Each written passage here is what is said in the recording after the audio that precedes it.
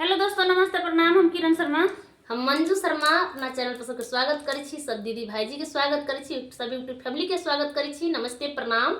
और हम दोनों देवरानी जेठानी जा रहे छी। बहुत प्यारा सा कोहबर गीत गाब। अहाँ सब जरूर सुनब, कमेंट करके जरूर बताएब गीत केहन लागल नहीं लागल। और फुल वॉच करके अहाँ सब जरूर सुनब, लास्ट तक गीत के जरूर सुनब। अहाँ सब बहुत प्यारा सा कोहबर गीत है, बहुत सुंदर कोहबर गीत है। देखियो दुल्हिन कथी कहै छथिन दुल्हा से, लंगवा के गछिया तर जोड़ली प्रीतिया यौ रघुवंशी स्वामी, संगही में रहियो छबे मास यौ रघुवंशी स्वामी। कते प्रेम से जोड़ने रहे छै प्रीतिया, लेकिन संगी छोड़ के चल जाए छथिन, परदेश चल जाए छथिन, छोड़ के कतौ नहीं जाए छथिन, परदेश जाए छथिन। लेकिन तैयो का समझा रहे छै, कह रहल छथिन कि संगही में रहियो छबे मास यौ रघुवंशी स्वामी। बहुत प्यारा सा गीत है, अहाँ सब जरूर सुनब। लंग के